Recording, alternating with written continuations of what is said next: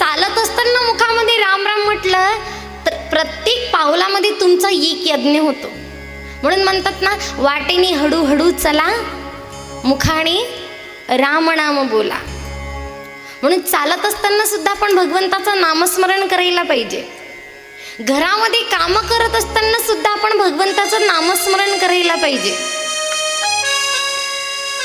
आणि असं नामस्मरण जर तुम्ही केलं तर तुमच्या पापाचा नाश होईल. आपण भगवंताचं नामस्मरण करा.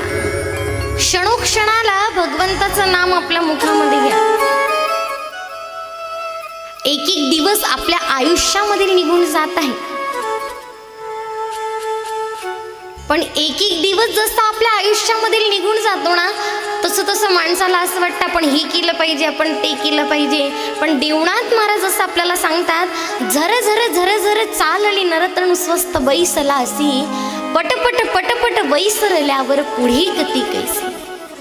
अमोल काया जाईल वाया उमज पडेना, पटपट पटपट दिवस ती सोय सापडेना.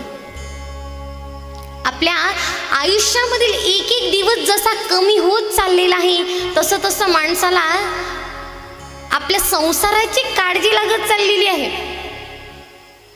त्याला असं वाटते आपण आपल्या मुलासाठी खूप सारी संपत्ती गोळा करून ठेवली पाहिजे. आता मुलगा झाल्यानंतर मग माणसाचं समाधान होतं का की नाही, आता आपण एवढं सारं आपल्या मुलासाठी कमावून ठेवलं, आपलं कर्तव्य पूर्ण झालं असं वाटते का त्याला? नाही.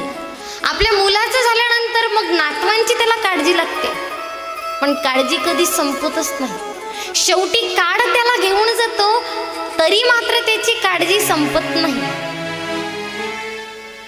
पण आपलं असं व्हायला नको. म्हणून आपण काय करायला पाहिजे? क्षणोक्षणी भगवंताचं नामस्मरण करायला पाहिजे.